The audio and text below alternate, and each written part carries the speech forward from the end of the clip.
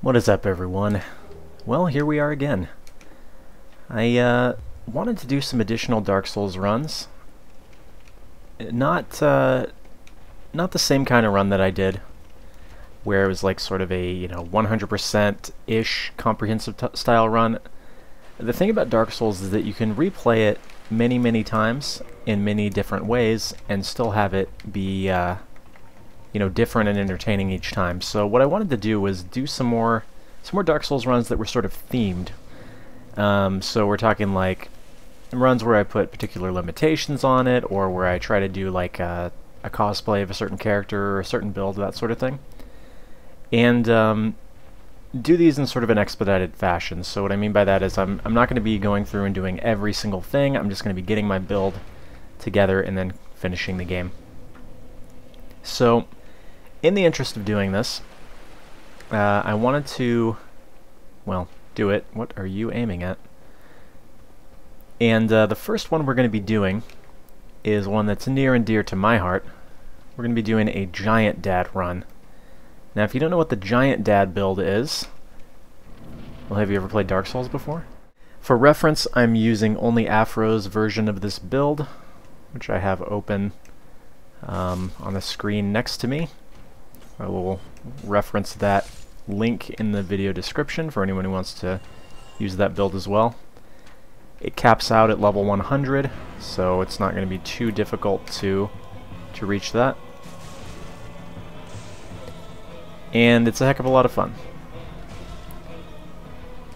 What I'm going to be doing is sort of waiting until I have my equipment set to kill most of the bosses, because it's going to be more fun to go back through, I think, once I have all this crazy overpowered gear, and kill the bosses then. Which means we're going to be running through the early game with very little equipment, which is fine.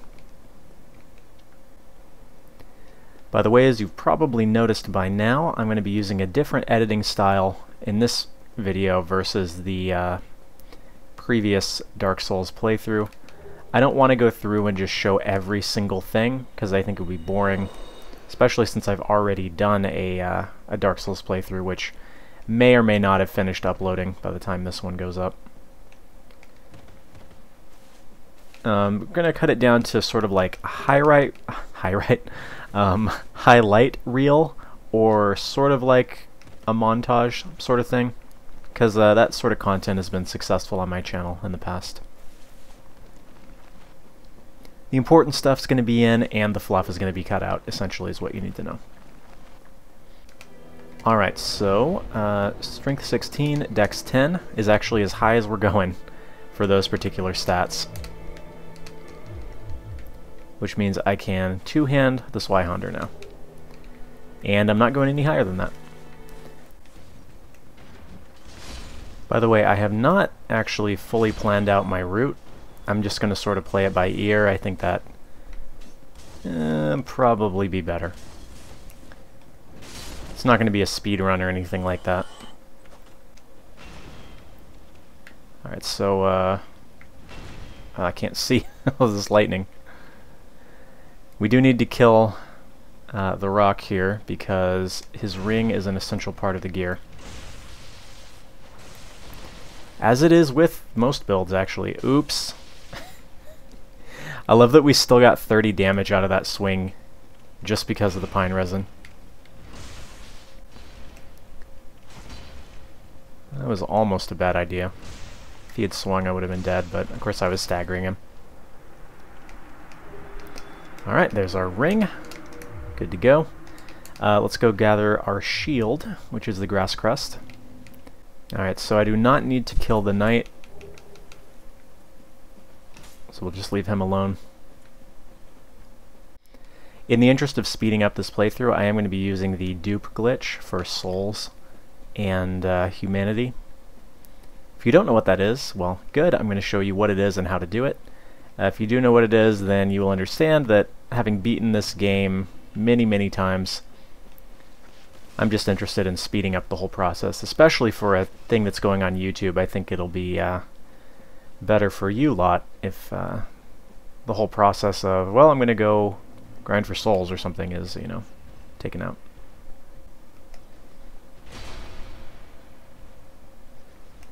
No. That's my job, not yours.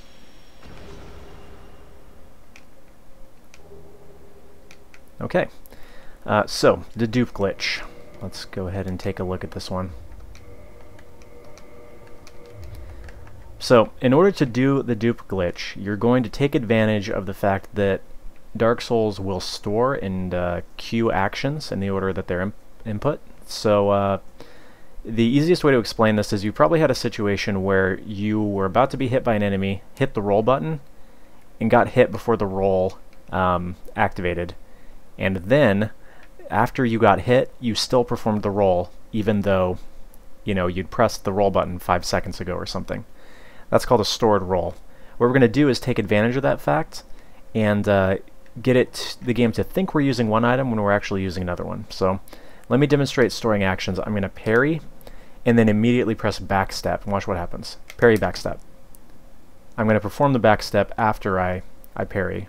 Same thing, I'm going to do an attack, roll, and I'm going to roll after the attack is finished. So you can do this with any action. I prefer to do it with a parry because it's the easiest for me. Let's go parry, and I'm going to immediately hit use on this Firekeeper Soul. Okay, the menu is going to show up. Timing will be parry use. Okay. Now what we're going to do is before this menu comes up for the use, we're going to go into the start menu.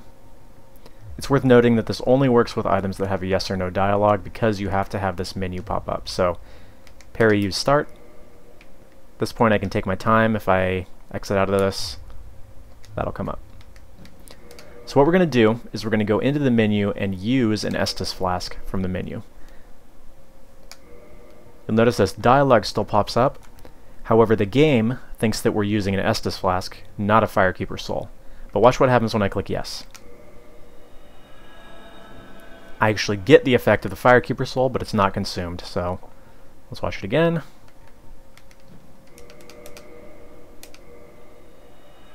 That's it. You can do this with any action, so I can do it with a backstep if I wanted to. I could do this with an attack. Each action is going to have a little bit different of a timing. There's sort of a sweet spot on the action. But you can figure it out pretty easily.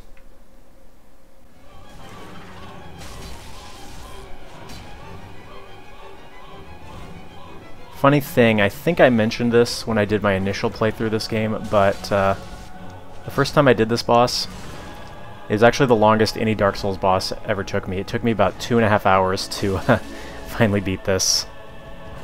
It was rather horrible. Ow, come on. Where this is going to get dangerous is if I don't kill the first one fast enough. Whatever, I'll just kill the second one then. Doesn't matter to me.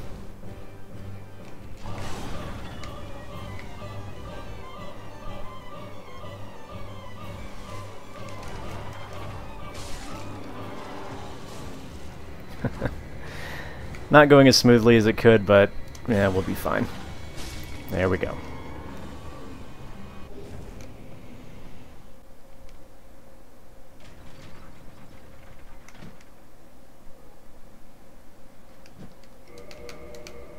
Okay. Okay, back in Firelink, what we're going to do now is go down... Actually, I need your equipment, sir. Easiest way to take care of Lautrec? Bye. There we go. To get his items, you just do that. And the Ring of Favor and Protection is what I was after. The FAP ring, as it is known. What I'm going to do is switch the game back to 30 FPS. And I'm going to jump off right here. Immediately roll. Roll again. Well, I didn't quite get it, but that was a pretty okay job of it. Essentially what you do if you nail this perfectly is you land on the windmill, or not windmill, but water wheel here.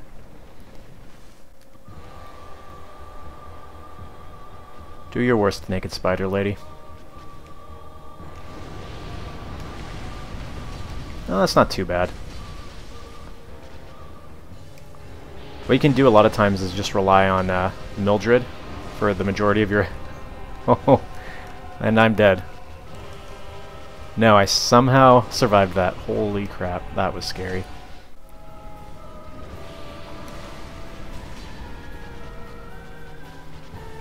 I love how he's able to spit lava like completely perpendicular to where his mouth is actually going. One more. Alright. Success. I was going to be very saddened if I didn't pull that off because I didn't rest at the bonfire there, so I would have had to run all the way back down to Blighttown, which would have sucked. Okay, second bell of awakening has been rung. Let's go kill Pinwheel. We're going to try our luck here and see what we get. Hopefully I'll get Mask of the Father.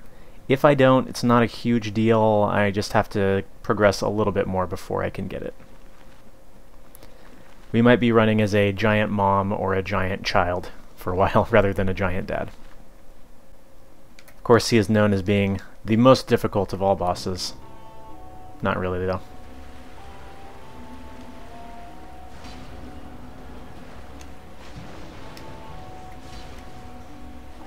Could be better damage, but not too bad all in all.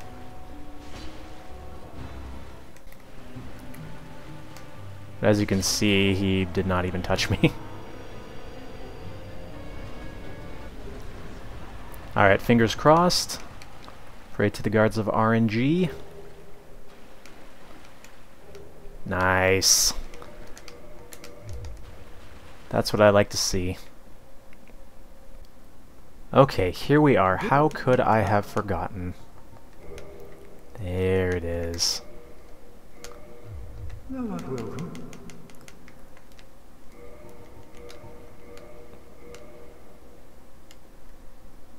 Perfect. So, actually, now that we have a boss soul, we can do that same dupe glitch with the boss soul in order to get enough souls to buy green titanite, which is what I need for the fire attunement. It's funny, I remember how terrified I was the first time I played through this area, and rightly so. Sens is a scary, scary place. As you can see.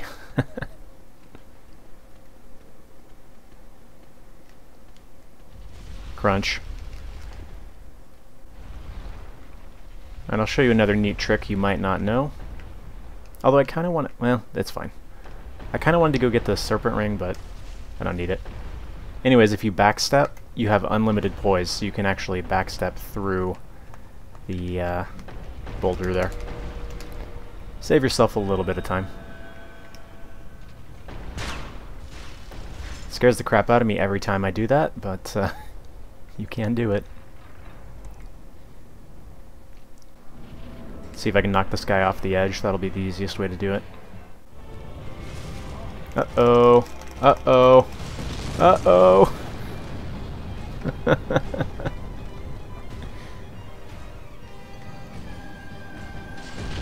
It's okay. It's okay. You're in trouble now, friend.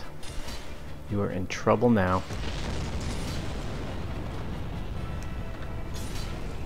Uh-oh. Uh-oh, what's gonna happen? Oh, oh, see ya. Doesn't feel so good, does it? What a jerk.